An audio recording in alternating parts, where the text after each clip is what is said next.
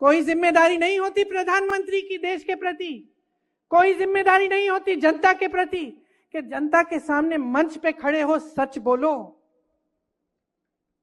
यही जिम्मेदारी होती है। ये दिल में लेके ये जिम्मेदारी उठाते हैं प्रधानमंत्री। मैंने देखे हैं ऐसे प्रधानमंत्री, और मैं ये नहीं कह रही हूं कि सिर्फ मेरे परिवार के सदस्य थे। हाँ, इंदिरा जी थी, मर गई देश के लिए, शहीद हो गई देश के लिए। हाँ, राजीव जी थे, टुकड़ों में घर लाई मैं उनको, शहीद हो गए इस देश के लिए। लेकिन मनमोहन सिंह जी भी थे जो क्रांति लाए इस देश में। कांग्रेस पार्टी को ना देखे तो वाजपेयी जी भी थे जो सभ्य इंसान थे कम से कम। और मैं दावे के साथ कह सकती हूं कि ये देश का पहला प्रधानमंत्री होगा जो आपके सामने इस तरह से झूठ बोलता है,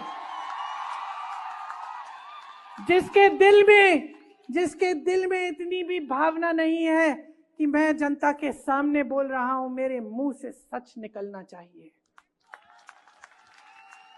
इन्होंने कितनी गाली दी हमारे परिवार को, इससे हमें कोई परवाह नहीं है।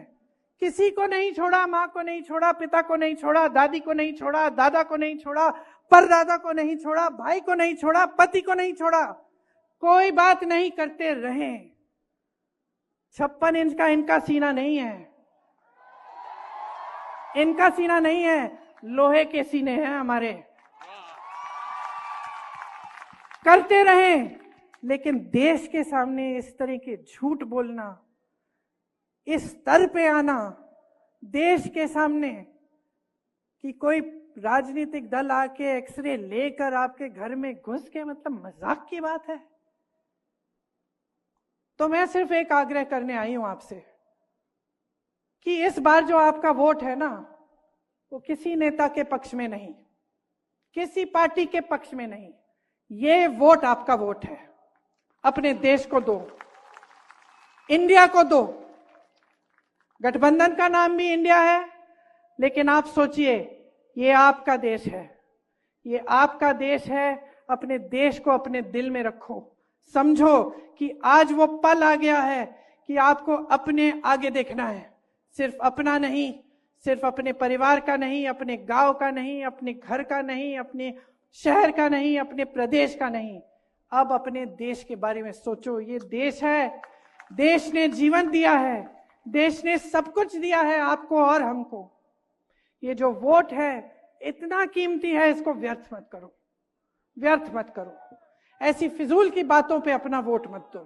वोट अपना है, अपने काम पे दो, रोजगार पे दो।